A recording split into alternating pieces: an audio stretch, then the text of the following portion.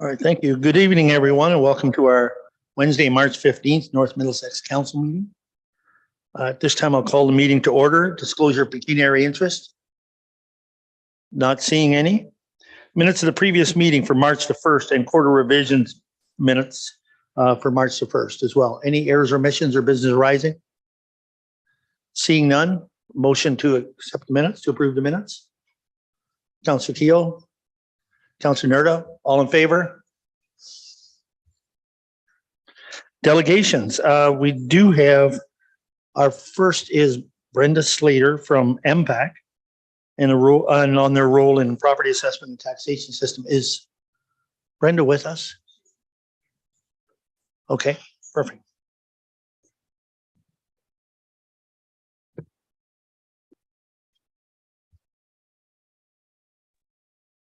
Hi, Brenda, can you hear us all right?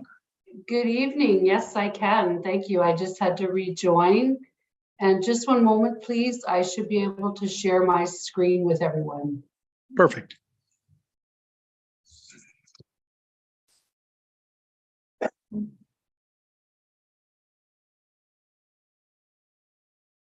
I'm just seeing host disabled participant screen sharing.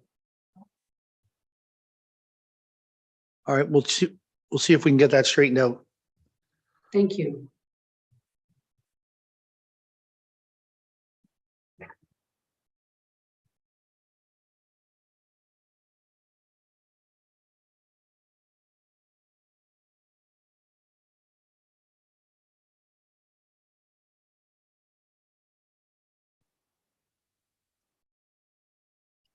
Can you see that, Brenda? Oh, here we go. Yes. Great. There we go. I think you should be able to see my presentation now. Yes. Great. Okay. Thank you very much. Good evening, everyone. I appreciate you having me here tonight. My first opportunity to say congratulations to everyone on the election. I look forward to working with everyone as your account manager for municipal and stakeholder relations. MPAC is Ontario's property experts. Our job is to assess and classify more than 5.5 million properties across Ontario, worth a combined value of more than $3 trillion. In the past year, Ontario has grown by approximately 45,000 new residential homes. And in 2022, we added more than $37 billion to Ontario's assessment rolls. Each municipality uses our assessments to make informed decisions about their communities, including the distribution of property taxes. Ontario's property tax system and these assessments generate approximately $30 billion in tax revenue annually. There are 4 key players in Ontario's property assessment and taxation system, and each plays their own role in the process. They have a different interest in the process. The provincial government, specifically the Ministry of Finance, is responsible for setting assessment and taxation legislation, as well as policies. There is also an independent body that adjudicates appeals of MPAC's assessed values, which is the Assessment Review Board, or the ARB. And the ARB also falls under the jurisdiction of the province. MPAC is an independent, not-for-profit corporation funded by all Ontario municipalities. Our role, as I mentioned, is to accurately assess and classify all properties in Ontario in compliance with the Assessment Act and the regulations set by the Government of Ontario. We are accountable to the province, to municipalities, and as well to property taxpayers of Ontario through our board of directors that is comprised of provincial, municipal, and taxpayer representatives that are appointed by the Minister of Finance. Municipalities determine their budget requirements, set tax rates, and collect property taxes to pay for municipal services. Municipalities use MPAC's assessed values and the established tax rates to distribute their tax requirement to ratepayers. And property owners pay the property tax bill, and they help set market value through ongoing property purchases and sales. To maintain Ontario's property database, it's very important. We want to ensure that property data is continuously updated so that municipal records are accurate when our stakeholders are making important tax decisions. Maintaining Ontario's property database includes assessing new construction, additions, and renovations promptly, responding to property owner inquiries and working to help them understand their assessment. And we support our municipalities, offering Municipal Connect, where our municipal stakeholders can obtain the primary source of assessment-related information. We work collaboratively with municipalities on projects that are important to you, such as e-building permits and receiving electronic building permit plans. As well, we have important statutory duties, such as handling requests for reconsiderations when property owners ask for a review of their assessment. The reassessment that was scheduled to occur in 2020 was postponed by the province to provide stability and certainty to Ontarians, and also to enable municipalities to focus on responding to the challenges posed by the pandemic. As a result, property assessments continue to be based on a legislated valuation date of January 1, 2016. MPAC continues to maintain the assessment role to reflect changes such as new construction and improvements to properties. For new buildings and new structures, MPAC determines a value as of January 1, 2016 to ensure equity when comparing to existing properties. While MPAC awaits the news from the provincial government about the next province-wide assessment update, January 1 continues to be the legislated valuation date to which all properties are valued. And although the assessment update remains paused, our work continues to keep property data up to date. Property owners will receive an updated property assessment notice from MPAC if there are changes to their properties. In November, MPAC sent out almost 800,000 property assessment notices to reflect changes across the province. And once the province announces when the next assessment update will take place and what the valuation date will be, we will certainly let you know. And then we can work to have more meaningful conversations as we work to finalize our assessed values within North Middlesex. After we assess a property or change a property, as I mentioned, we mail property owners a new assessment notice, and sometimes property owners do not agree with the assessed value. A property owner may connect with you to let you know that they disagree, and it is important to remember that property assessments are not taxation. A property owner could ask themselves, could they have sold their property as of January 1, 2016 for the assessed value? Have they visited About My Property to review the information MPAC has on file to ensure that it is accurate? And as well, they can use About My Property to do a comparable search on other properties within their communities. If a property owner disagrees with their assessment, they do have the option to file a request for reconsideration. It is free of charge. There's also the option to file an appeal with the Assessment Review Board. The fastest way to file a request for reconsideration is through About My Property or on our website, mpac.ca. Just a moment to talk about the relationship between property taxes and assessment. Assessments distribute taxes. They do not determine the taxes that are paid. It is important to remember that the most important factor, not how much the assessed value of a property has changed, but rather how that assessed value has changed relative to the average change of properties in that class within their community. And this concept is explained in a recent MPAC toolkit that we shared with all municipalities. In anticipation of the next province-wide reassessment, we've implemented a strategy to address some of the misconceptions about the relationship between assessed value and taxation.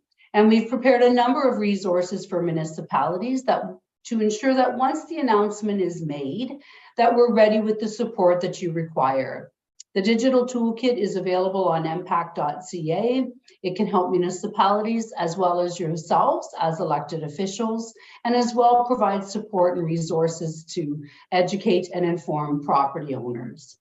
We have a new video, how your property taxes are calculated based on the assessed value of your home. Before I wrap up, I just wanted to share a snapshot of North Middlesex and your current assessment base. And this is your 2023 taxation year, and it's based on the property codes. So we're just providing the number of properties, the total assessed value they represent, and then the percentage of your overall assessment base. So thanks for having me here tonight. We certainly want to stay connected. We encourage everyone to subscribe to our monthly e-newsletter, In Touch, and that's also available on our website at mpact.ca. And as always, you can certainly reach out to me as your account manager, and my contact information is provided here on the last slide. Thank you very much. Thank you, Brenda. Brenda, just before I go to council for any questions, I would wonder, and this question might be more for Estelle. I seen that sheet on the assessed values of everything, but how does that translate into revenue percentages? Because if I look at the farmland, it's much higher in assessment. So. Thank you, Your Worship. So if you want to, I don't know if you can share again your local assessment base, Brenda, in regards to the percentage of the total portfolio for the different property code categories. So you will notice that for residential, the total assessment percentage for residential property code is 18.35%. Farm is 77.62%, and so on and so forth. Just for council information, this is the percentage of the assessment base. It is not the percentage of the revenue that is brought into the municipality. Those percentages are the following. Residential, although they are 18% of the assessment base, bring in 57% of the total municipality revenue. The farm category, they are the largest in assessment at 77.6%, but they bring in 34% of the total municipal revenue. Commercial, 1.65 versus 4%. Industrial, 1.6 versus 3%. And multi-residential, 0.33% versus 2% of total revenue for the municipality. Okay, yeah, thank you. I just wanted to put that into what the revenue was, seeing that. Is there questions from council? Councillor Cornelison? Thank you, Mayor Rob. Brenda, thank you for your presentation. It's always interesting to be updated on what MPACT is doing and how you function. One of the questions I have for you is, given the wild fluctuations in the housing market in recent history, how do you account for that when you're doing an assessment, given that in the smaller municipality, not a lot of homes would be sold? How do you account for the fluctuations in the market? Thank you for the question and the comments. Once we know when the next assessment update will take place, and also when the next evaluation date will be, that will be able, then we'll be able to set and know what the parameters are, and we'll know which taxation years we're going to be reviewing sales and which sales will actually be part of our analysis. In the meantime, we are continuing to keep our database up to date and ensuring that we are doing all of our sales investigations so that we are ready. But it's once we know when the next assessment update is going to be and when that valuation date will be, then we can really get into finalizing our analysis. So does the province then dictate what the evaluation date will be? Yes, that is the legislated valuation date, and the Ministry of Finance will set that date. I have one more question, and I'm not sure if you can answer this question or not, but it has to do with our electors list. And currently, MPAC provides the electors list. And I have some grave concerns because the number of us here on council, we had to sign our nomination papers, roughly 20 to 25% of our long-term residents, who are actually many of them are property owners, were not on the electors list. How can we improve the electors list? What can MPAC do to be more accurate? Thank you very much for that question as well. I'm hoping that I can take that question back, and I would like to reach out to our election team, and I can certainly provide a more fulsome answer for you, if that's okay. Well, absolutely. I didn't know if you were the person to ask that question to, but I certainly appreciate your efforts. Thank you so much. Okay, thank you. Thank you. Other questions? No other questions? Thank you very much, Brenda, for your time. Look forward to talking to you again. Thank you very much. Enjoy your night. Good evening. At this time, we do have Susan Mills and I believe her cohort, Glenn Bailey, who is the chair of the Lambton Shores Transit. And come on up. Sorry. Yes, you're on Shores, not Lambton Shores. Yes, come on. Yeah. Yes, please. And if you would use your microphone, please, and then people that are listening in can hear you. Welcome.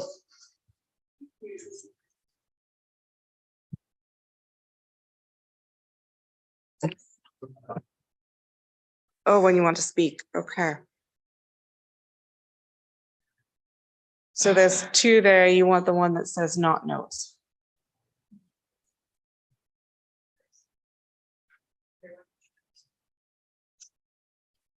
Okay. So I'll introduce myself while we're waiting for.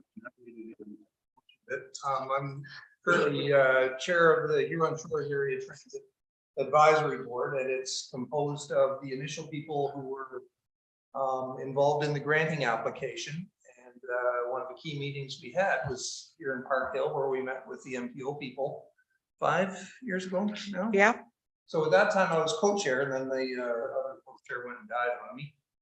Things do take time, but that was getting a little excessive. And her name was Lorraine George, and she had run Sarnia Transit for 25 years, and was when she was doing the for us with us was the administrator at Kettle and Stony Point.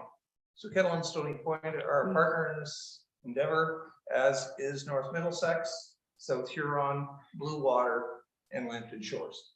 So it's not a Lambton Shores transit system. It is a multi-municipal transit system that has the grant administered out of Lambton Shores.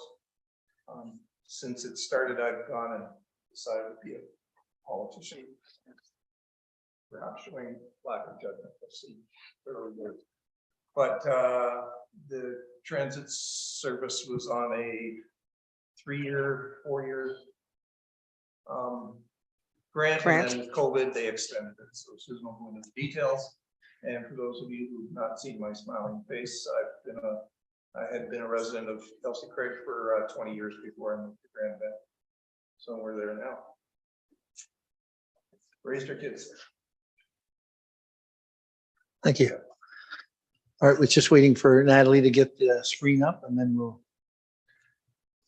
It's actually quite difficult coming up with a name for the transit system that would be equally representative of all of us.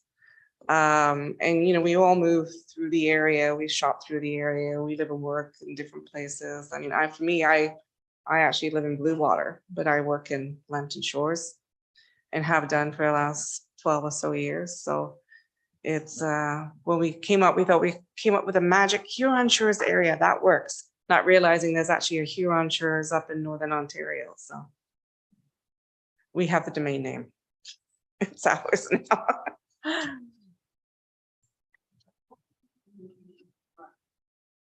Yes. Oh, wait, does that say notes on it?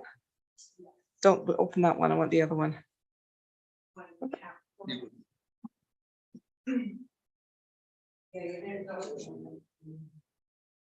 Yeah.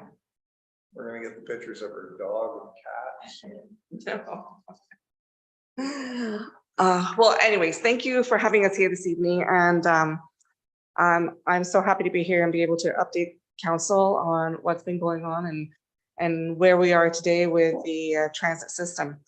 As Glenn mentioned, because of the pandemic, the grant was extended for a couple of years. So we are actually in technically year 5 of the grant, but last year was really our first full year of transit operations from January through to the end of December.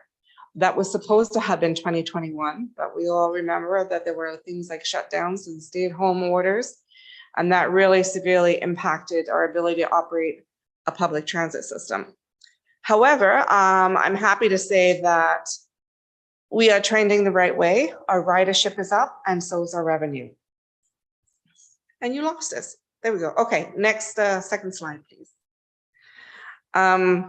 So we received $3 million over a period of 7 years. Like I said, we're in year 5 at this point.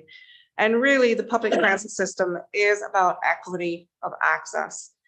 We want our elderly and our young to be able to remain in our communities and make it possible for those, you know, who don't have access to a vehicle or who can't drive or don't drive, to be able to access all the same necessities and amenities that those with vehicles do. And that really is part of our vibrancy as a community and our economic development as well, to be able to have those people being able to access those services. We don't want to suffer the leaching of residents down to larger urban centers simply because they don't have a car or can't drive. Next slide, please.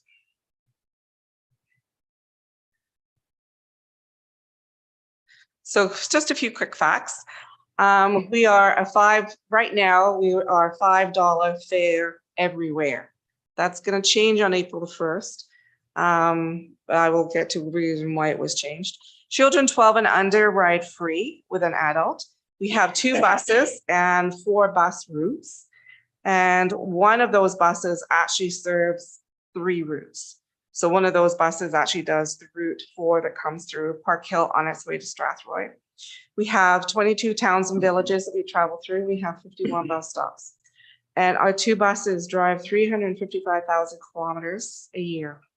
So that's actually quite extensive compared to other rural systems. We have a lot of kilometers. In fact, I was at a conference and I was looking at a very nice, very sexy looking electronic vehicle, you know, the electric ones. And the guy asked me, he goes, well, which transit system do you represent? And I told him, he says, you can't go electric yet. You're way too many kilometers. He says, I know your routes and stuff. He said, you're too big in terms of kilometers. So I was like, oh, okay. Sobeys Plaza is our hub. And so that facilitates all the buses coming together at that point, so people can transfer from one bus to the other and access other destination points.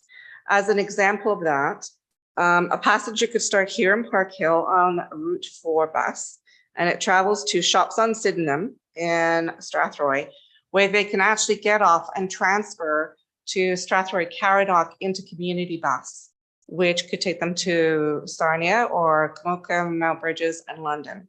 So it gives them some more flexibility in terms of getting around and being able to make those connections.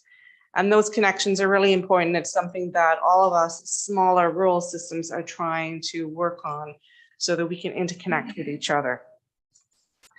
Next slide, please, Natalie. So very and super summary format.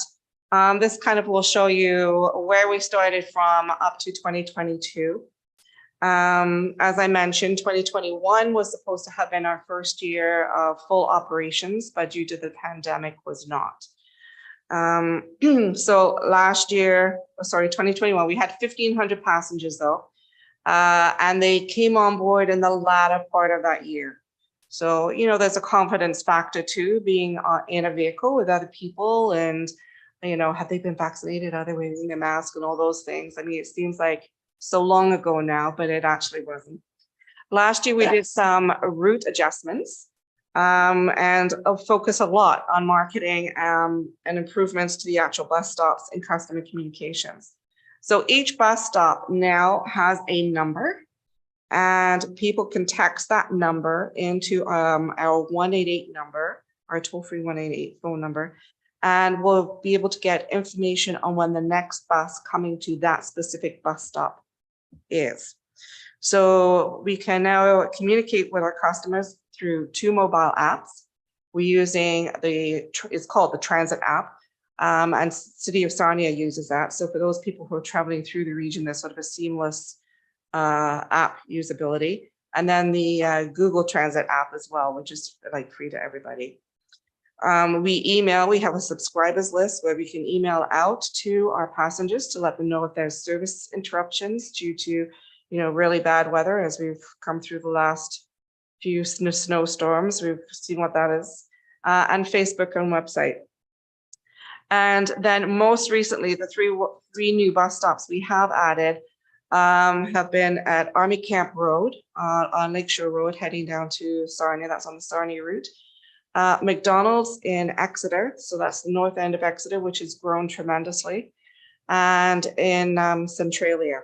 And that's been on passenger feedback and taking a look at passenger flows. Next slide, please. So this one is a nice slide. This one shows that we really are finally on track to where we really want to go. Our passengers are up 505% over 2021. So in 2022, we had 7,851 passenger trips. Our revenue is up 322% compared to 2021 as well. So we're trending the right way. And in terms of people's awareness of us, that's taken some work, but our awareness is up, especially on Facebook. If you take a look at those numbers, we're up into the 121,000. Facebook is 130 something, 35,000 shares and views. Google AdWords has come a long way as well, and that started from scratch in August, and Google My Business was started in July. So now if you do Google, Huron Shores Area Transit, you'll find those pieces coming up very quickly. So people finally can learn about us and know that we actually do exist. Next slide, please. So just taking a look at our most used bus stops. So we have the 4 routes. So very quickly, these Route 1 and Route 2 are probably the major routes that they're bringing people up and down from Sarnia and London up and then into this region. Route 1 begins in Sarnia and travels up to Grand Band and back 3 times a day. The Lambton Mall passengers include not just Lambton College students, but also shoppers. It's also a key connector to other parts of Sarnia Transit. The Forest Library is surprisingly one of the busiest in our system. It's had 1,344 passengers getting on and off at that stop in 2022. Route 2 begins in Grand Band and travels down to London via Exeter and Highway 4. The busiest stop there is actually London Transit stop number 705. We share it with them. It's just by the RBC on Fanshawe Road West, just opposite Masonville Mall. And that one's a very good stop too, because you can just cross the road and you've got access to all of London Transit's buses that come into the west side of Masonville Mall there. And the southernmost bus stop goes down to University Hospital. And then the next slide, Route 3 and 4 configurations. Now, the important thing to know about these is that they were newly configured in March 2022.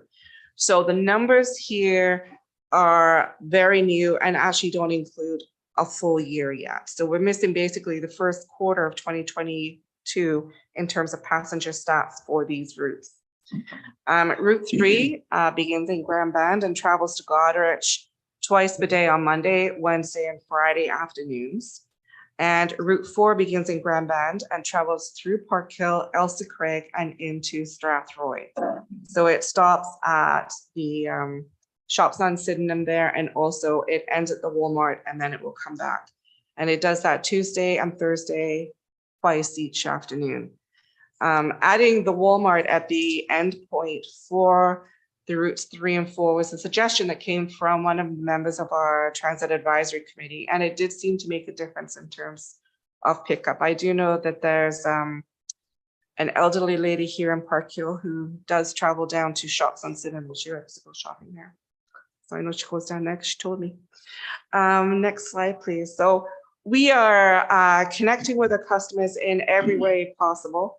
We have quite a wide target audience in terms of young people and teens and 20s, getting out and about maybe for the first time, but also seniors who are using the system. And obviously we need to use all types of media to access those target groups where they can actually consume information. So we're on billboards on Highway 4, Lucan and Exeter, and also County Road 83 at Dashwood. We're running print ads in community papers, including the Middlesex Banner. So we are there every week, and I've booked right the way through to the end of June with him, and we'll keep that up. He also gets, of course, any press release that we send out. He gets all of our press releases and updates on information as well. We're in local visitor guides, and we're also in targeted college student magazines. Facebook and Google ads, of course, and also web digital ads.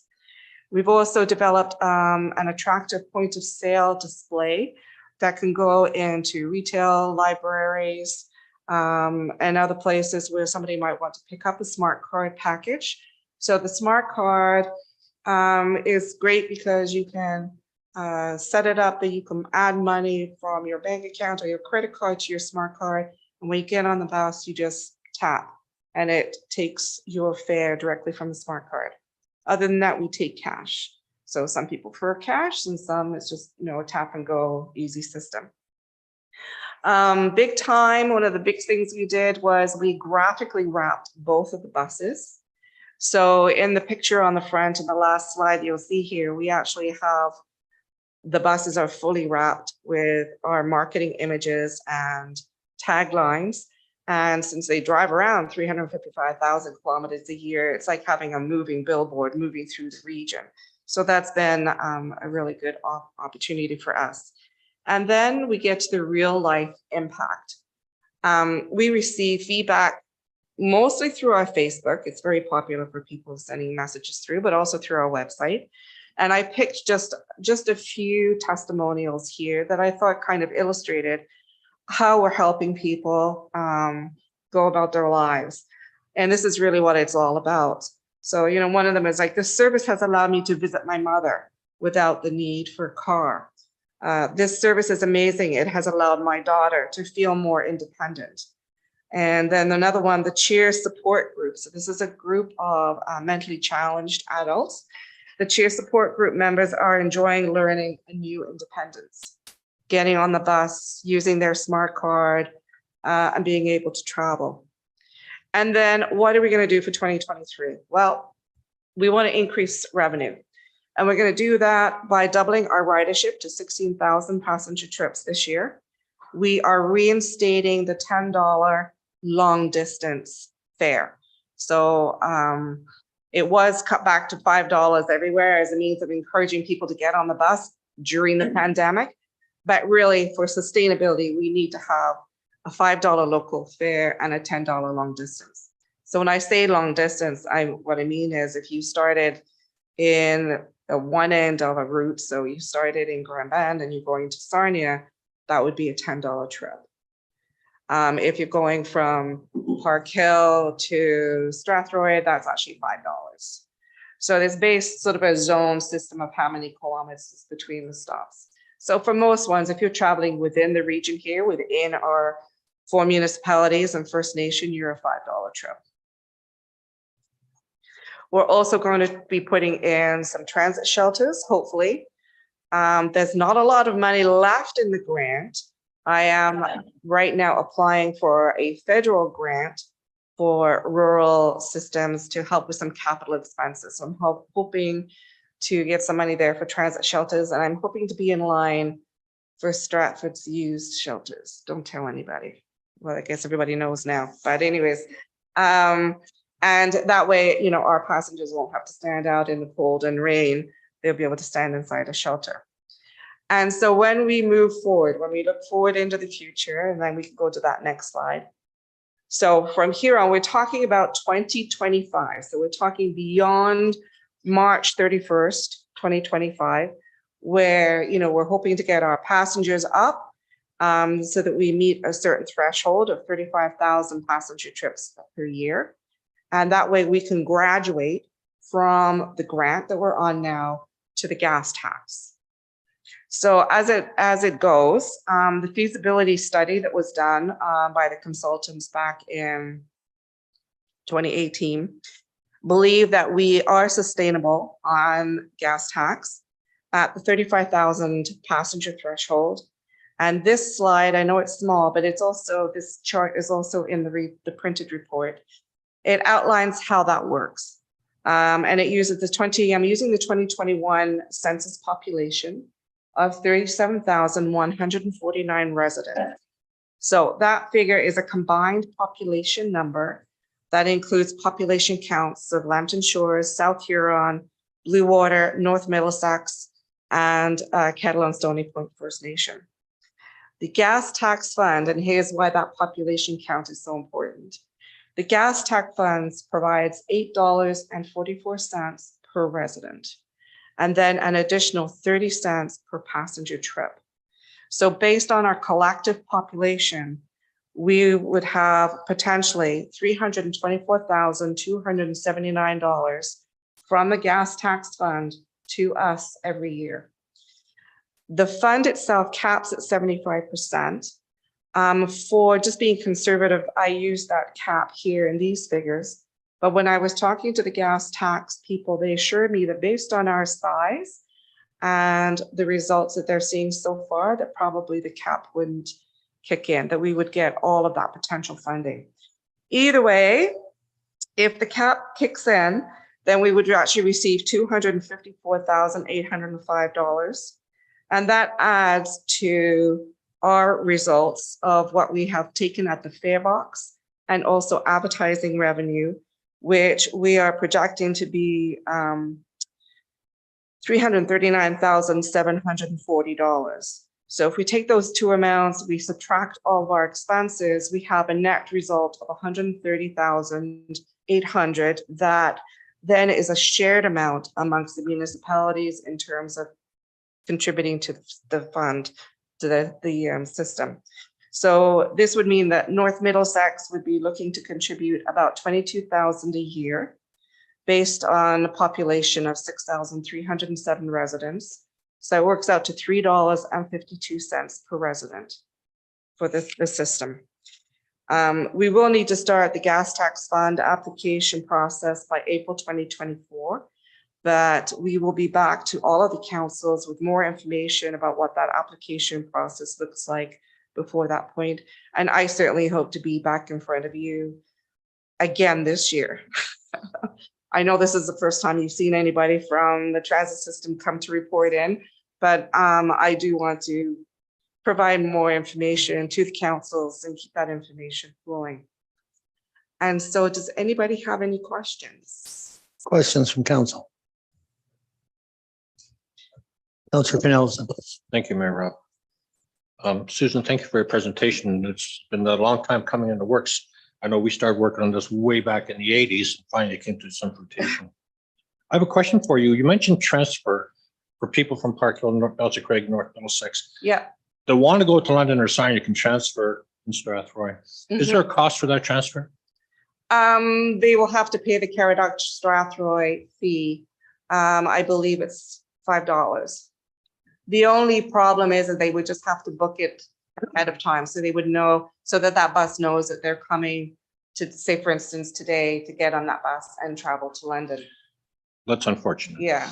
The other thing I was looking at was your routes 1 and 2 in particular. It seems to go around North Middlesex. Is there any way they could come through either Elsicraig or Parkhill, since you're in such close proximity to Elsicraig and Parkhill both when you go to Lucan or Thetford? It would certainly be much more feasible for our residents to want to go to either Sarnia or London, which many of them do. I mean, Strathroy is a nice town, but it doesn't have the services or resources like London and Sarnia do? That is a really good question because I know. that's We why I were- asked it. we were talking about it in the car because Natalie, I think, remember I had mentioned to you, it's like, well, do I keep this route or not? Because, looking at the traffic, it's like, is Strathroy a good fix? Or should we be looking at going to Lucan one way, or you mentioned Thetford the other way, right?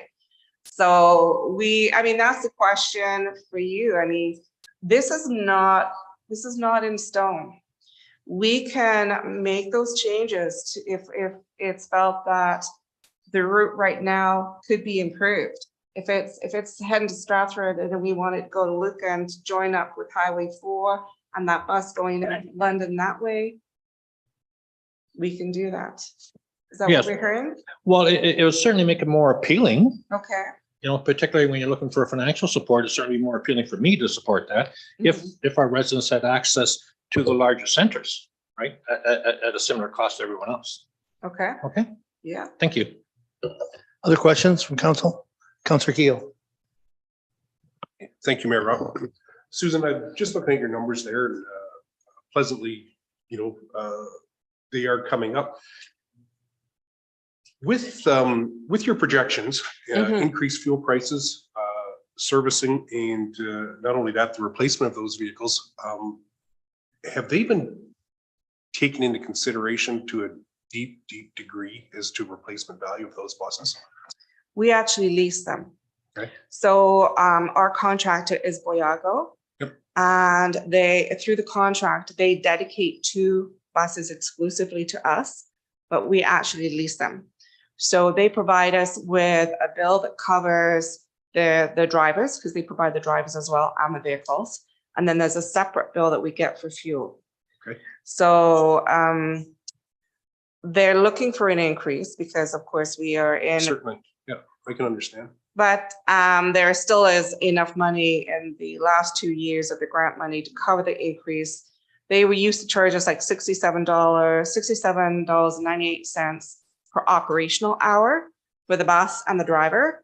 And they're asking for $75. Okay. So it's not a huge amount and it's still something we can look after. And the fuel has increased.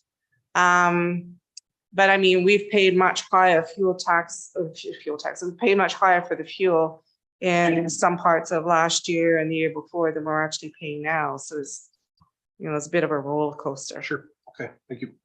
Other questions from council? Councillor Irwin. Thank you, Your Worship. I want to go back to my first question here. Are you considering a user survey in terms of preferred routes in future, or better yet, a survey of people not using the transit system and what they would consider using if it was different routes? That thought has crept into my brain. Yes, absolutely. I would like to survey the passengers that we have now, but also a greater survey. One survey was done back in 2018, right? Yeah. A demand survey, yeah. There was significant input from Bayfield, Lambton Shores, and South Huron, and it effectively mitigated, I guess there's now a change in the service from Blue Water. Bayfield goes through Pensalsburg as well. Yes. So, I mean, it's based on the feedback we get, right?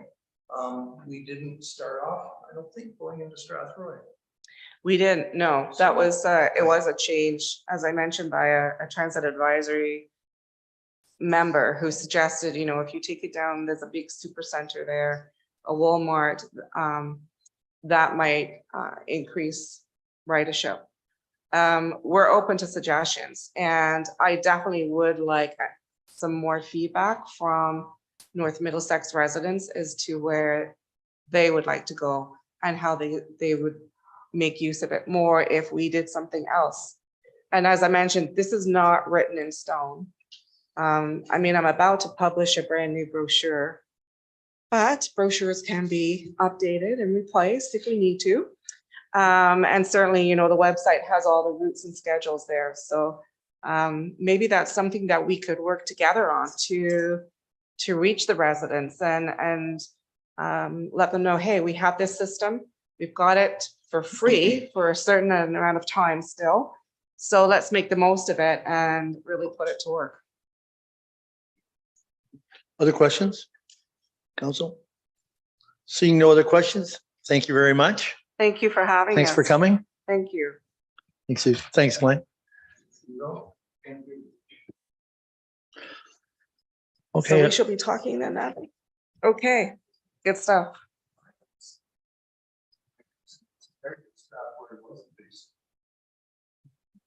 Well, maybe because it's closer. I don't know.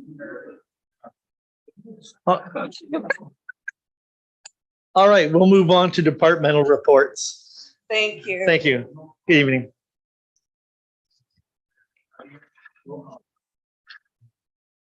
Our first department report is on the Community Development Fund Program, and Estelle.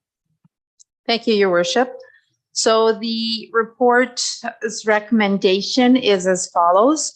Be it resolved that council accept the report titled 2023 Community Development Fund Program Report, and that council directs staff to notify all applicants on the status of their application, which includes approvals and or denials as recommended by the committee, and that the approved allocations be processed accordingly.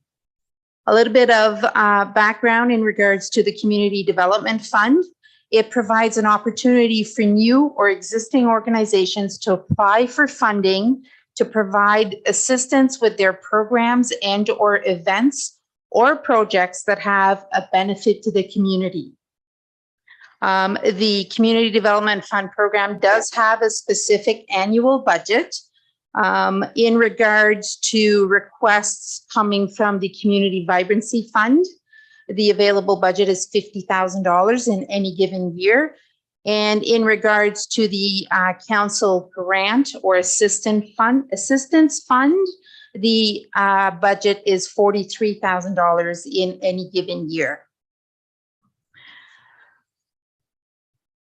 So the Community Development Fund Committee met on March 1st to review all applications received. In 2023, we have received a total of 26 applications.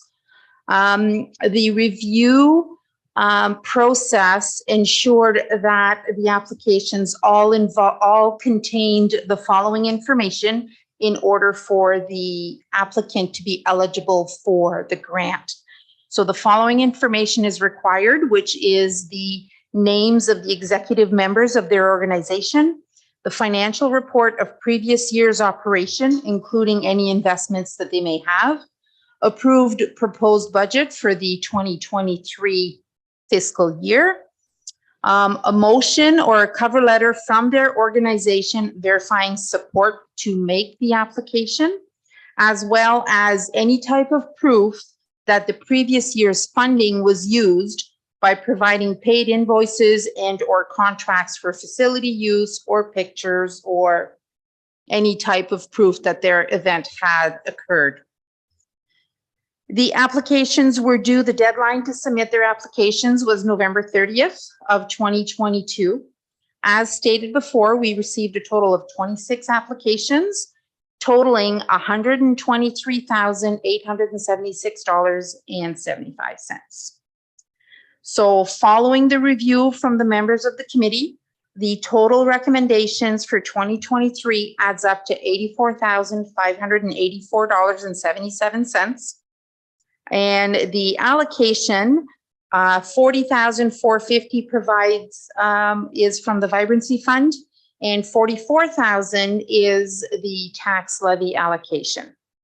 Now, the committee is aware of the fact that the tax levy approved contribution surpasses the $43,000 budget by $1,100. But since the total allocation is within the budget of $85,000 for these components of the program, the committee is recommending approval for all of these allocations. Now, the information was provided to council members in regards to which applications had been approved. It was not provided in the agenda package. because we have yet to notify the applicants of whether or not their applications were successful. We can only do that once council approves the recommendations from the committee. So at this point, I open the floor to any questions. Questions from council? Councilor Irwin. First a comment, Your Worship, and then a question. And I want to thank the committee for this work. It's an incredibly difficult task. Probably one of the most challenging ones that a committee of council can do, where they have to see all these worthwhile causes and share a little bit of money amongst many good causes. I can tell from my years with the United Way how difficult a task like this is. So first, thanks to committee, and I certainly won't speak to any of the individual decisions made because I know they're challenging decisions, but I do have a question on the decision-making criteria itself. And I'm wondering if any members of the committee this year would like to comment on any challenges or issues they saw with the criteria and how they could see perhaps any changes for future years in terms of the criteria for making these types of decisions. So I'll start this and then I just can step in. We did look at the amounts given from each of these pools of money and to do some adjustments on those. The one thing we didn't, I think Estelle didn't mention, there is a $5,000 limit from the Vibrancy Fund. We did have requests for over $5,000, but the limits right now are $5,000. So that automatically takes that down. And so there was just to talk about figuring some of the amounts, if I remember right, and I'll leave that to the rest of the committee to expand on that if you want to. But I think that was the biggest thing was, maybe resetting those numbers. Anything you just want to add? Or Estelle, you got anything you want to add to that? I think that's pretty much is the conversation. Maybe the other thing, there are different components of the Community Development Fund that have not been utilized for many years. It might be a time to revisit those components and see if we can incorporate those budgeted allocations to either the cash assistance program or the events, further programming. So that's a possibility if council wishes to do so. Okay. Councilor Cornelison. Thank you, Mayor Rob. I would just like to add that in terms of the tax funding component of it, I think we all felt that it needed to be of some benefit to our ratepayers as a whole, and that it wasn't necessarily for personal uses or anything of that nature, but for the betterment of the community and for the betterment and enjoyable opportunities for our ratepayers. That was an important element for me.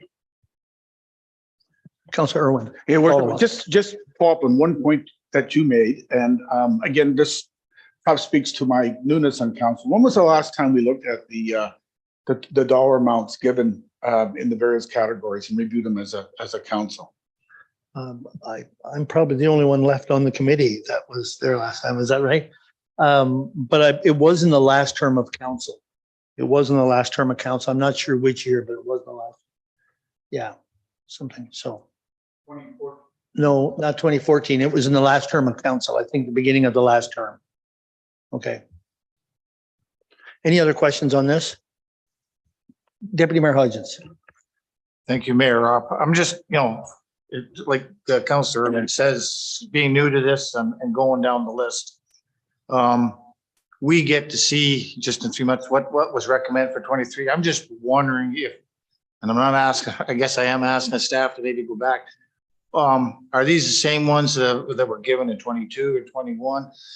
Is there some way of knowing that these are the same people, groups that have received in the last 2 or 3 years? Is there a way of knowing, or there's a few that didn't come, just to see the total list? This is what was given in 21, this was given 22, this is what 23. Can we go back that far, or your thoughts on that? Through your worship to Deputy Mayor Paul Hodgins, we can certainly provide that information. Actually, when the committee met to establish the 2023 allocation, they were also given the approved 2022 allocation for reference as well. But yes.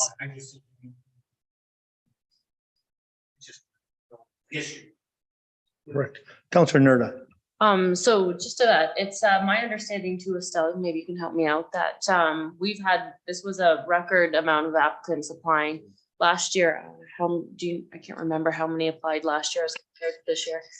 Off the top of my head, I believe it was around $83,000. That was the requested amount. And how many applicants last year versus this year? I'm putting you on the spot. It was in the high teens. Yes. Just to comment to that, before COVID, we had a lot of money requests. And some of them weren't even from North Middlesex that we had to look at. But yeah, before COVID, there was some big numbers, so, yeah. All right, but we can get that information, try to get some of that further information. All right. All right, any other questions on this? Or we have a motion in front of us? Moved by Councillor Daigle. I almost moved, seconded by Councillor Irwin. All in favor? Carried. Thank you. Next one is a report from Estelle, once again, council remuneration for 2022. Thank you, Your Worship.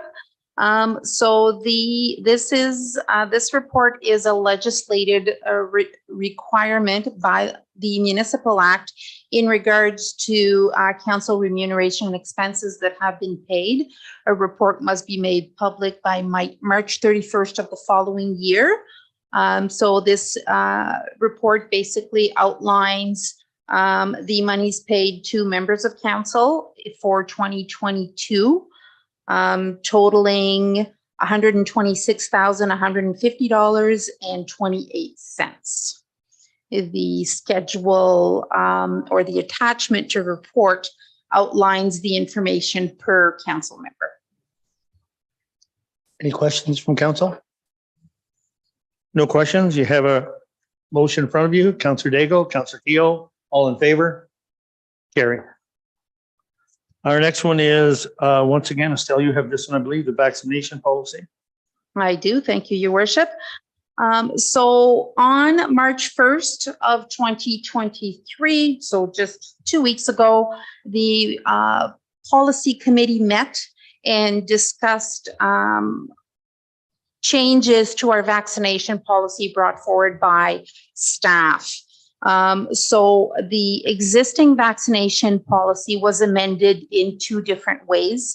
The first amendment requested was in regards to the scope of who this policy would apply to.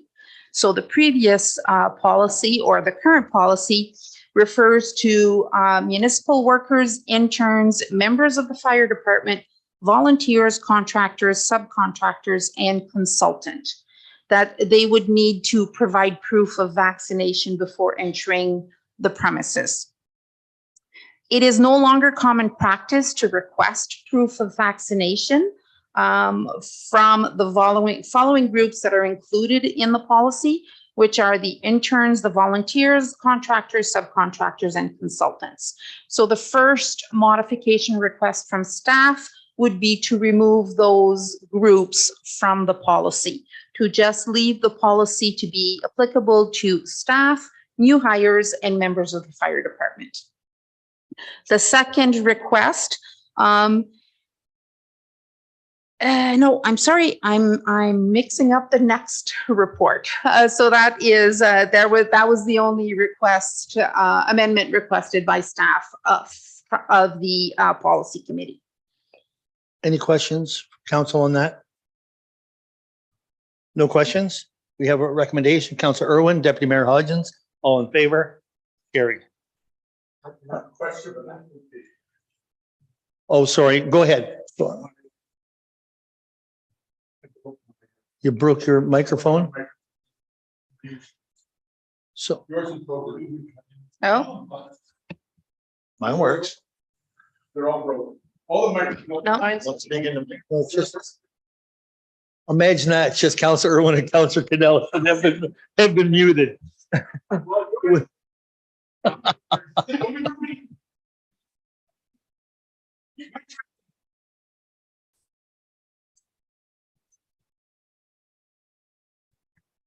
Through your worship, staff were to provide proof of vaccination when the vaccination policy was implemented. We are not requesting them to show proof on an ongoing basis. So it just said that the policy applies only to current staff.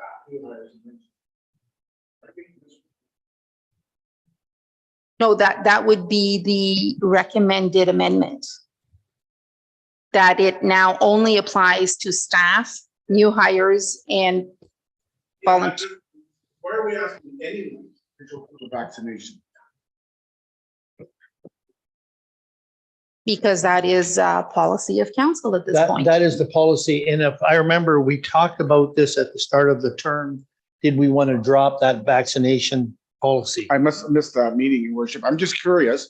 I'm asking, because many workplaces have dropped proof of vaccination from anyone, regardless if they're a new hire, what role they have. So why are we still asking some staff to show proof of vaccination? That's my question. Okay, so the general consensus seemed to be at council that they wanted to leave that vaccination policy in place. That's why it was amended to that point. Is that different at this time now? Because, I mean, this is a moving document all the time that can be changed, so. Any more questions on this? We have voted on it, but it is something you can bring forward. Your Worship, I didn't vote, so I would vote against this policy. Okay, so let me take that over in favor of this recommendation. Councillor Daigle, Councillor Keough, in favor. All in favor? And opposed? One opposed. Okay. Our next one is from the Manager of Recreation Facilities, the donation policy. Brandon. Mayor Ropp, members of council, this policy went before policy committee at their last meeting. It regards donations that we give out to local schools and organizations as part of a fundraiser. The policy went through policy committee with a few revisions. One revision I will note that is not on the current policy is that it states in Q1 there will be a report delivered, and that report will be of the previous year's list of donations that were given out. Other than that, if there's any questions.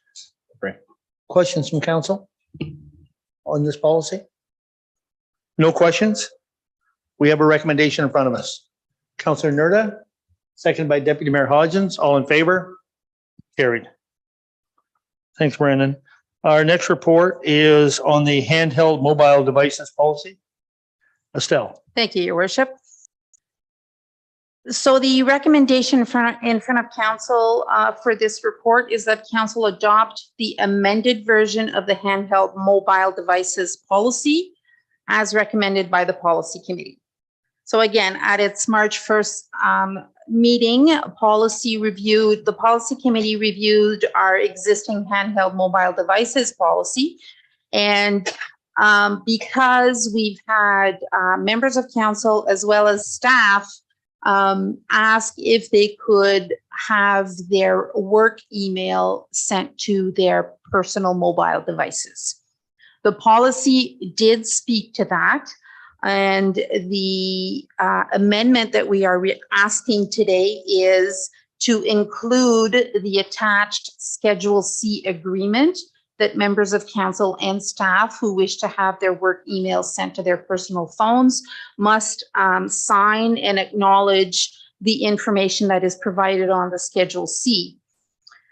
So there are a few bullet points on the Schedule C that I will just quickly read out so members of council are aware of what they are.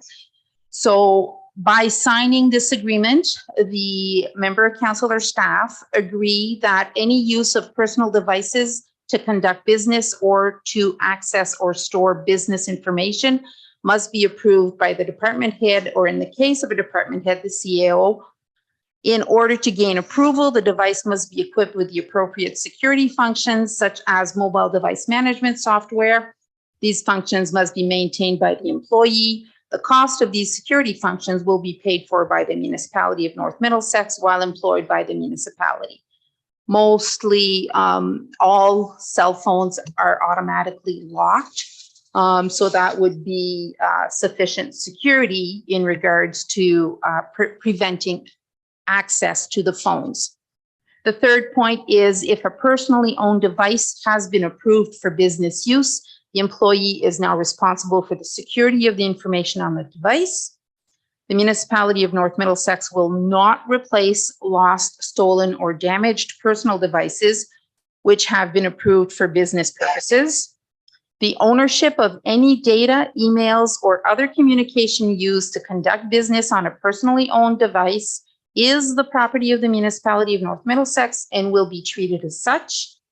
All business communications being conducted using a personal communication device must still adhere to the municipality of North Middlesex's professional conduct guidelines.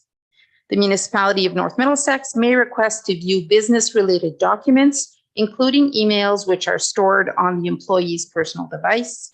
Employees who use their pre-approved device for company use must still attain approval for any overtime hours that may take place due to the use of the personal device outside of designated working hours.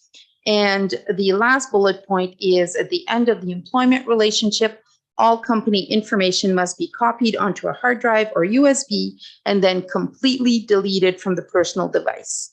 Any information not removed from the device will be treated as stolen company information.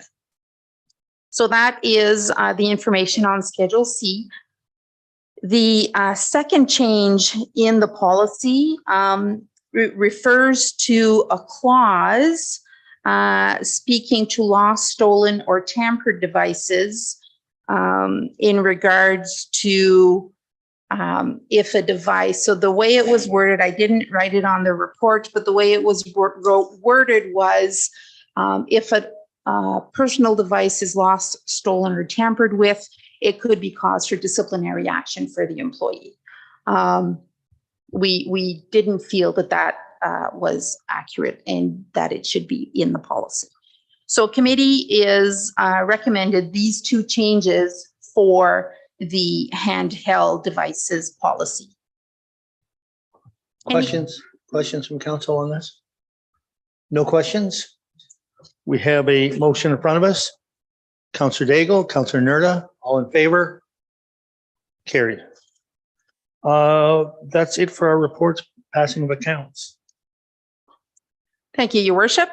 So the report in front of you outlines the municipality's expenses for the period of February 24th to March 9th, totaling $398,511.17. Before opening the floor to questions, I have received questions in regards to the accounts that I will share with members of council. So the first question would be the check going to Mike Eagleson Construction for meter pits for a total of $10,622. The question was for this represented how many meter pits, and the answer is for 7. The next question, the check going to the Ministry of Finance, what is CSPT grant? The CSPT stands for Court Security and Prisoner Transportation Grant. The next question was in regards to United Rental. What do they maintain? The amount of the check was $1,886, and this is for the annual maintenance and inspection of our Genie boom truck. And the last question, there was an amount purchasing pens and reading glasses. And the question was, why are we paying for reading glasses? And when I asked the fire chief, the answer was because we're getting old.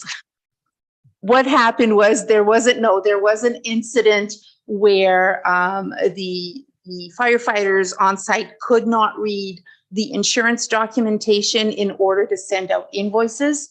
So these reading glasses will be kept in the vehicles for further use. So that is the end of the questions received. Now I open the floor to any other questions. Any other questions? Councillor Cornelison? Thank you, Mayor Rob. The only question I have is I was looking through the reports and I saw an invoice and a payment for tenant security services. I thought we were going to get reports from them as to what they're actually doing. I haven't seen anything yet.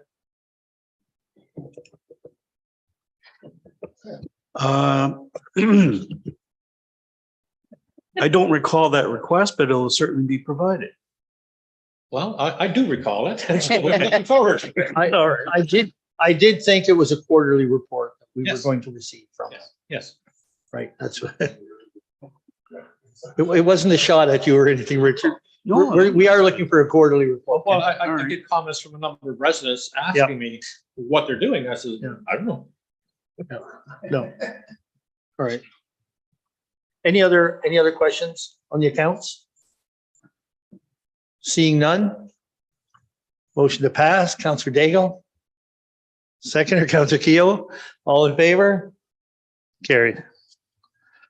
Committee reports, Lake Huron Primary. Counselor Keel. Thank you, Mayor Rupp. We did have a meeting on March the 2nd, Thursday afternoon.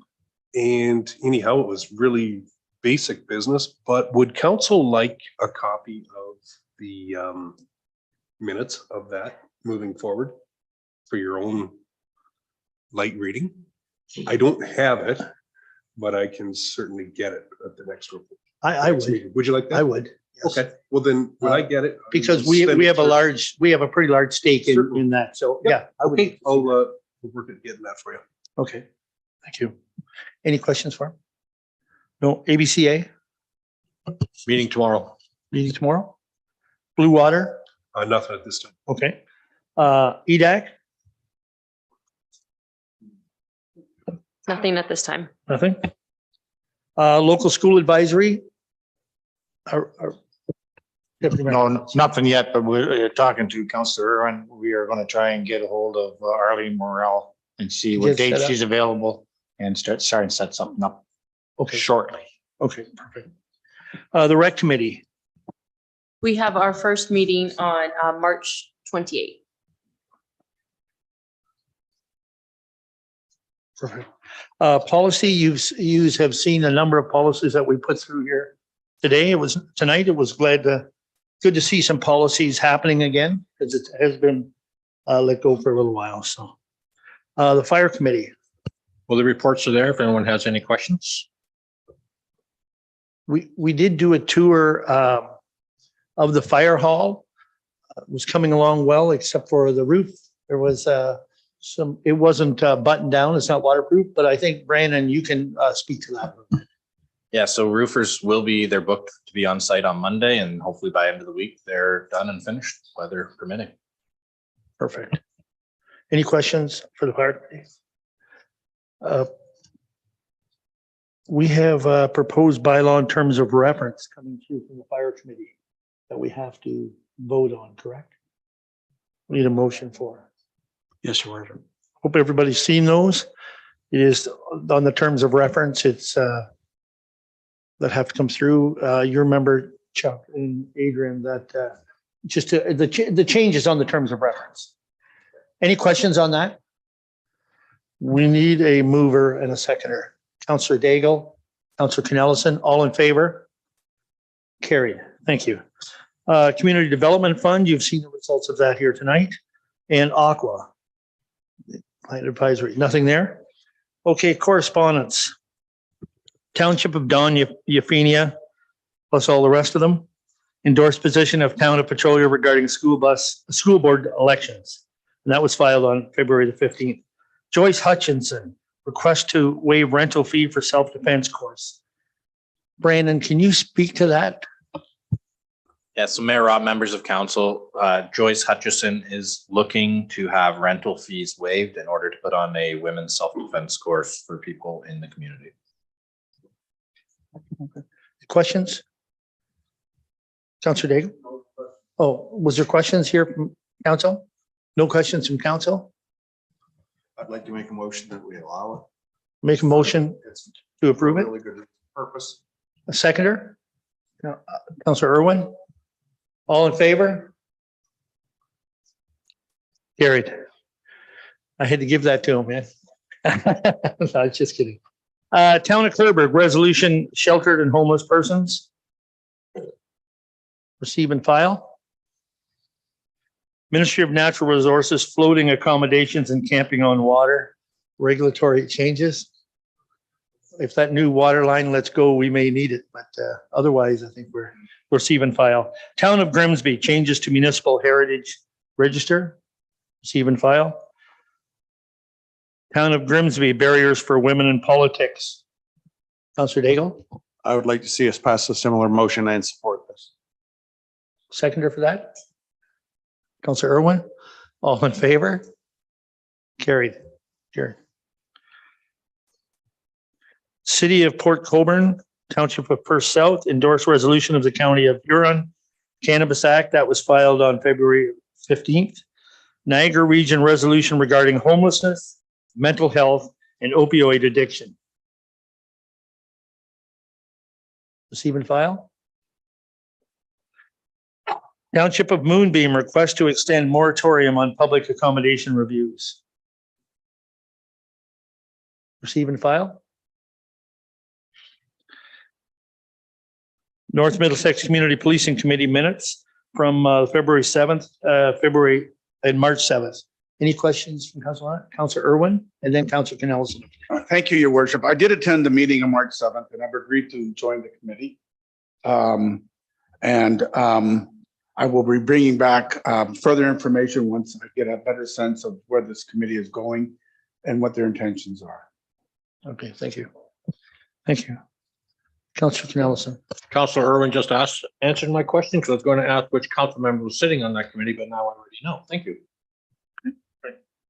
Other business, I think we have two items here. Jaden, would you like to start? It is on the culvert, on Fernhill culvert. Oh, you have it under deferred? Yes. That way?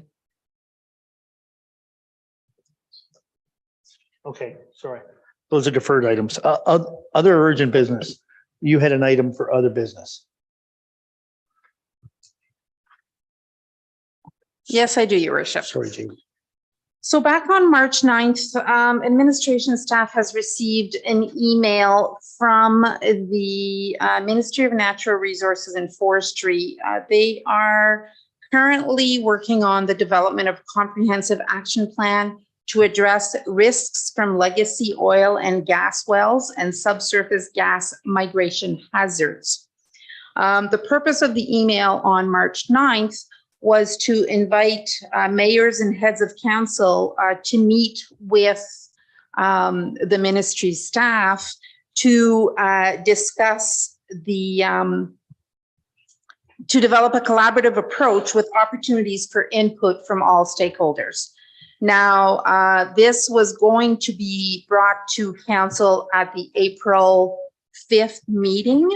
But we received an email today saying that those meetings to get input is scheduled for March 31st.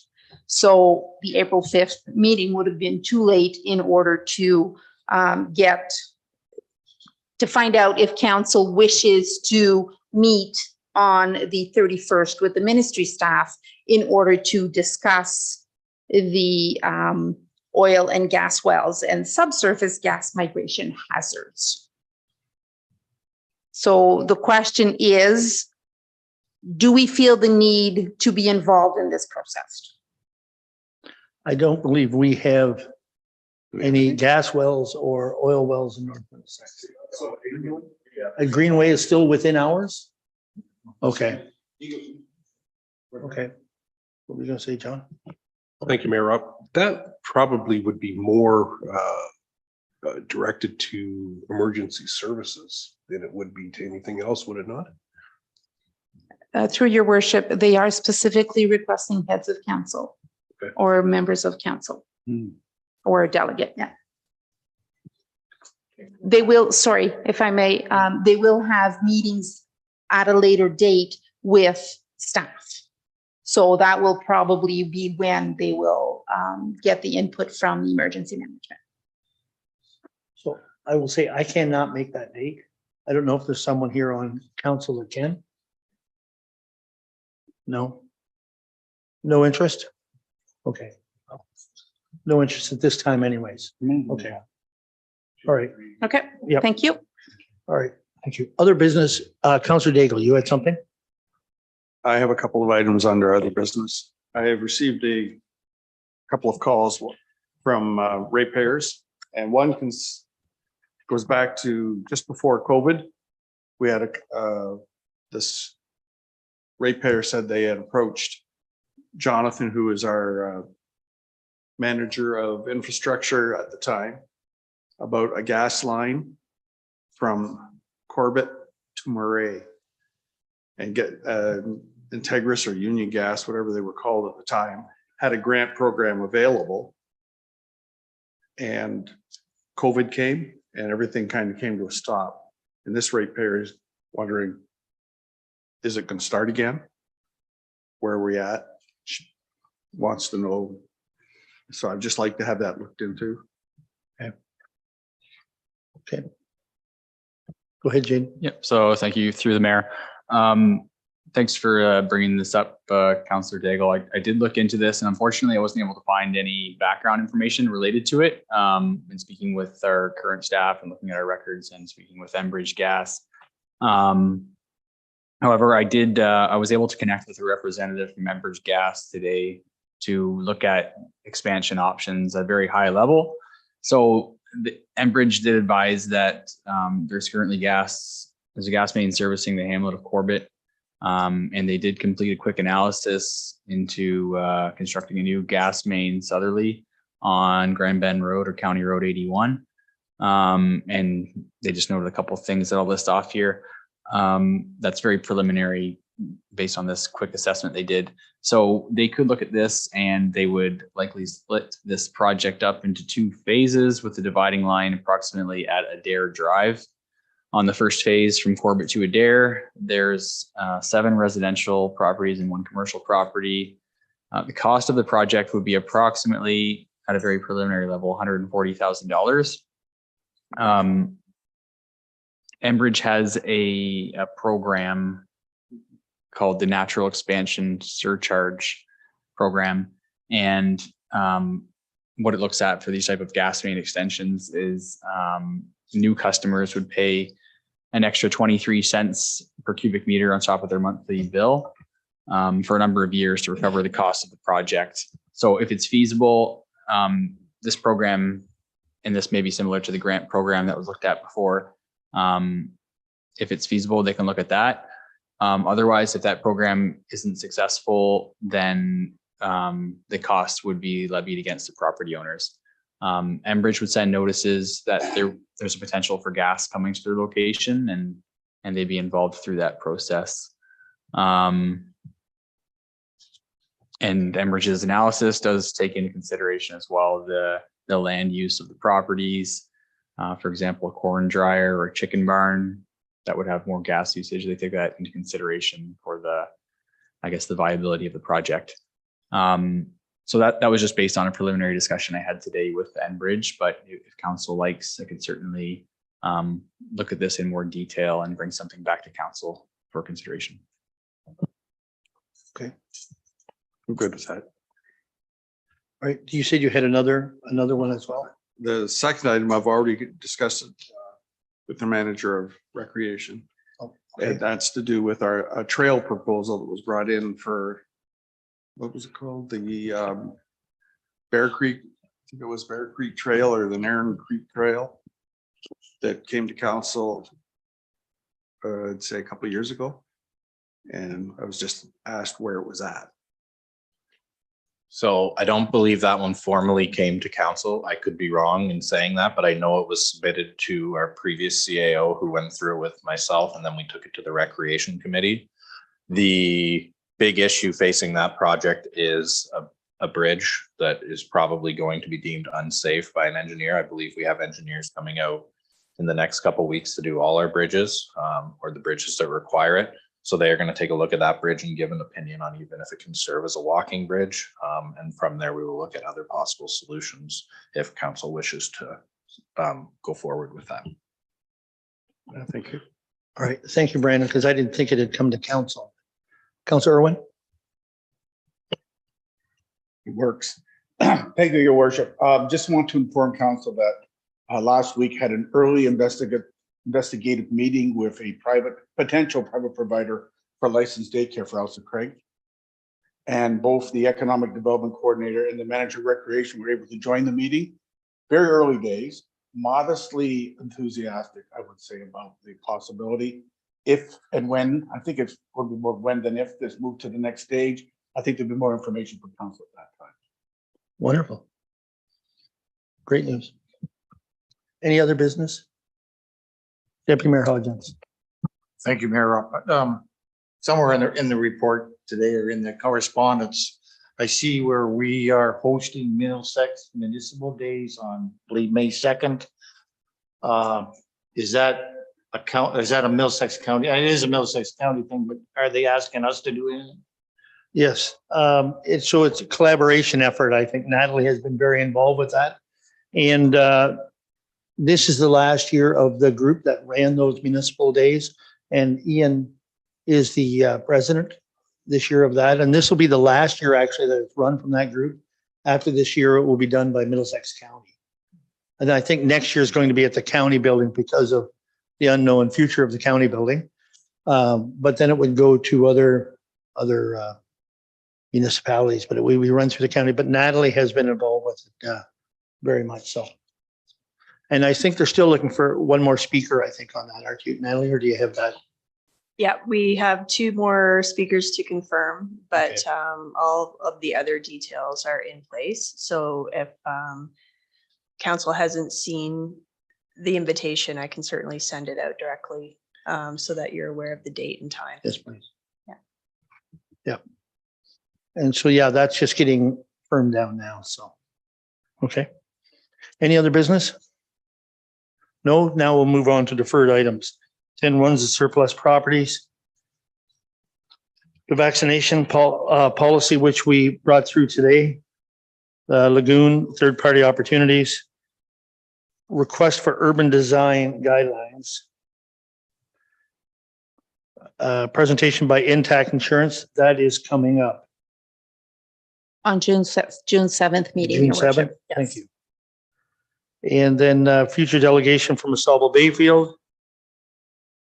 That's on May 3rd, I believe. That's looking like. Correct. Okay, now we do have 2 more items on those to deal with.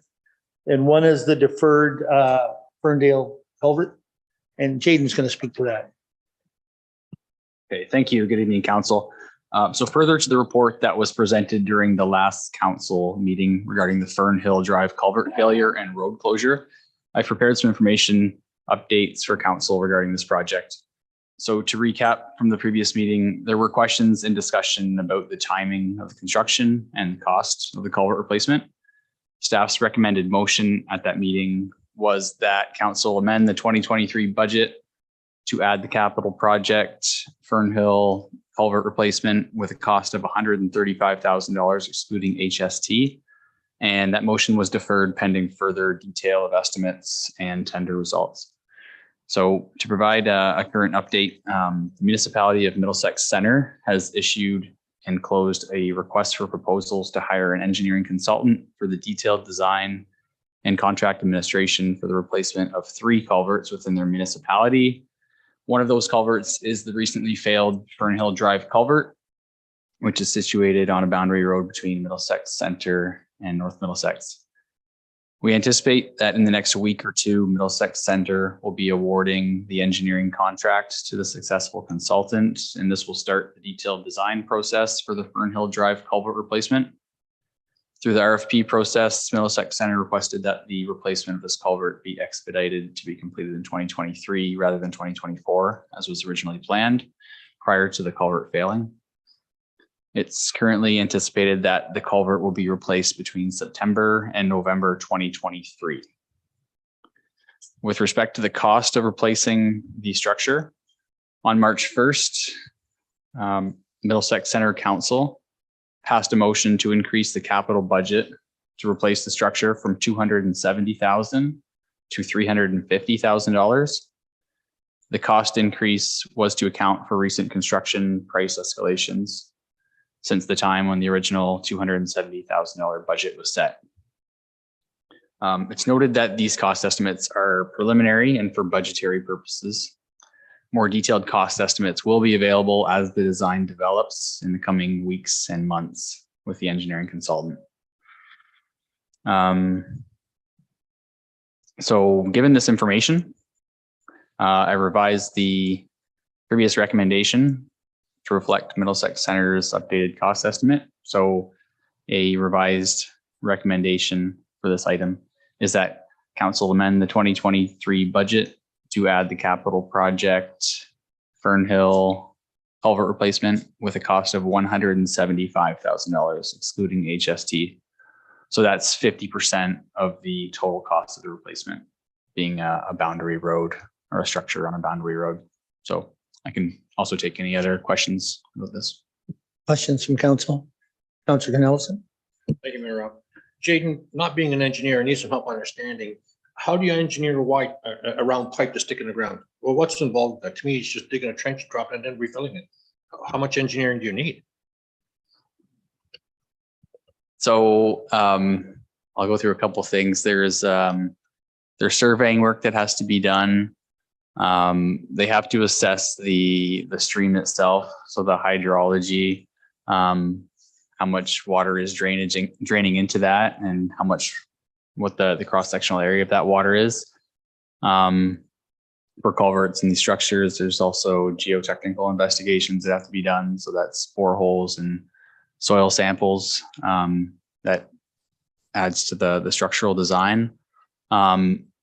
It's not necessarily just a like for like replacement of the structure. They will look at different alternatives and consult with the municipality. It will be Middlesex Center who's taking the lead on these projects with the consultants, but to look at different options and choose the best option, depending on the nature of the water course, or these are often municipal drains as well. There could be potential for aquatic species that have to be assessed, potential for species at risk as well. So it is, there is certainly some engineering. It is a significant structure. So that's sort of why the costs are what they are. Certainly far more complicated than I thought. Thank you. Deputy Mayor Hodgins, do you have a question? Yeah, I do. Thank you, Mayor. Up to Jaden. I think I just heard you say that they're hoping to do the work between September and November. Is that September to November, or is it just they're going to try and schedule it for a week or a week and a half? And question why I ask is number one, September, November is like kids are back to school. Does that affect school routes? Farmers are busy then. Is it not better done July to August or something in there? Just a question. Yep. So the desire for Middlesex Center and also for us in North Middlesex is to get it done as soon as possible. We certainly want it done this year, just with the impacts this is having on the local residents and the farmers that would be impacted by that road closure. So the September to November timeline, the construction window is probably more like 30 days. But that sort of allows for all that engineering work and other studies that have to be done leading up to it. So the goal is certainly to get it done by the end of the year. Other questions on this? Councilor Keel. Thank you, Mayor Rob. Actually, a couple of them are comments to it. I did actually go have a look at it and put some eyes on it. It is in fact two culverts that are connected together, and they are 65 feet long, that culvert, and 12 feet wide. So I can, start to see a bit of the cost. Now, Jaden, 3 engineering assessments, are they all on bordering roads with Middlesex Center? So just one of the 3 is on a boundary road. The other 2 are strictly Middlesex Centers. Okay, so we are just paying for ours, and Correct. that would be the proportionate half share. Is that correct? Correct. Yeah, our share of it is just focused to the Fernhill Drive culvert. Okay, thank you. Any other questions on this? No other questions. We have a recommendation to approve this expenditure. Councilor Keel, Councilor Daigle, all in favor? Carried. Thank you. Thank you. And the next one, there was a request about the benefits towards for council. So Estelle, if you can. Thank you, Your Worship. As you just stated, staff was requested to look into the possibility of adding council members to our health and dental benefits currently for staff. So we've reached out to our benefits provider, and this is the answer that we got. It is entirely possible to add a separate class for council members. The conditions or criteria involved, the coverage would be offered on a mandatory basis. It would not be one or two select fews who wish to participate. It would be on a mandatory basis. Anyone can opt out if they can prove that they have similar coverage elsewhere. So if a council member's spouse would have health and dental benefits elsewhere, they can opt out, and that would be the only condition that they would need to meet in order to not be part of the program. The other condition, if you want, is it does have an expiry date, an expiry age. The coverage is no longer available to individuals who are over 70 years old. So that is on our plan as well. So the costs incurred for, and I didn't print that. The cost incurred, let me pull that up, is, I believe, is $219 a month for single coverage or $490 a month for family coverage. So that is the information that was requested. Now, I guess I'd need to know if council wishes for us to proceed with this additional coverage or what council's wishes. So I just make a comment to it. There are 3 municipalities in Middlesex County that pay for counselors' benefits. And the municipality on 2 of them, I believe 2 of the municipality pays it all. And on 1, the municipality pays for individual. And then if you wanted family, you paid the extra on for family. I'm just as a bit of a source of you don't get to vote. You're over 70, man. Go ahead. Well, my question would be, it's great to see that the municipality and you're suggesting that possibly municipality would pay for those members of council to have these benefit packages, but those of us who are disqualified on the discriminatory practices, how would we gain equitable compensation? Well, that's up to council to decide. The reality is, if you remember, Councillor Nelson, I believe you'd remember that we did have a incident with staff where they couldn't get benefits after 70. They did work past their 65 and they couldn't get benefits after 70 years old. So I see it's not different for council. That's just how they're. Well, refresh my memory, because I know we extended the benefits for 5 years after retirement. So if someone were to work till 67, does that mean it was still compulsory end at 70 and not 72? Yeah, it still ended at 70. I remember that was. And yeah, and we won't say who, but I mean, that was just something that happened in the past. But anyways, what's council's wish? Do you want staff to look into it a little farther to bring the report back? Or what do you want to do? Councilor Keel. I'll start. I'm not interested. Okay, so there you go. That we have one not interested, and it looks like it's a no. Seeing it would be me as the only one that would be interested. I think I'm the only one that qualifies under 70. No, you're not. I'm not interested because I would be opting out, not because of my age, counselor. But just so you know, 5 out of 7 do not reach that. Are not. But nice try though. It was a good shot. Yeah, you just lost it. So, okay, so just to be clear, I don't want staff to waste your time if there's not an interest at the table, but it was brought up at this table, so, okay. All right, thank you. Thanks. Communications, including county council. The Office of Warden, extension of the mobile crisis response team funding. That's written in there.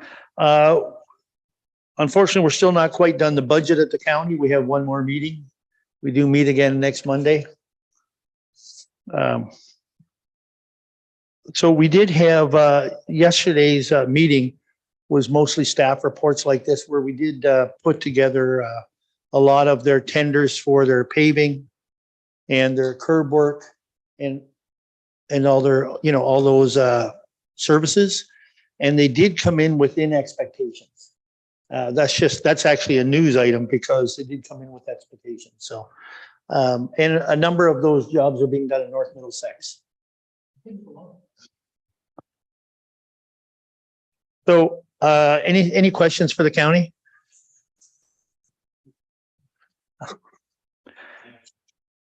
It's the presentation took till 15 minutes from when we had to stop. And so there was no time for questions. So Councilor Irwin. I'm asking this in terms of members of the public who may be watching this evening. I understand that Black's Bridge project will start in April and hopefully be done by November. Yeah, and I'll confirm those dates as well to bring to the next meeting. We'll confirm the dates. I do believe they're going to start before April. Okay. They have, yeah, they Well, moved there's trees and equipment stuff. there. Yeah, but they have the equipment in there. And the county went in and cut the trees and then they're, but yeah, so the work has started there, but that's the plan. Thank you, Your Worship. All right. Any other questions? All right, reading of the bylaws. Thank you, Worship. We have 3 bylaws on the agenda for tonight. Bylaws 034 through 036. Bylaw 034 of 2023, authorizing agreement with the North Middlesex Farmers Market. Bylaw 035 of 2023, terms of reference for the North Middlesex Fire Committee. And bylaw 036 of 2023, the council proceedings for tonight.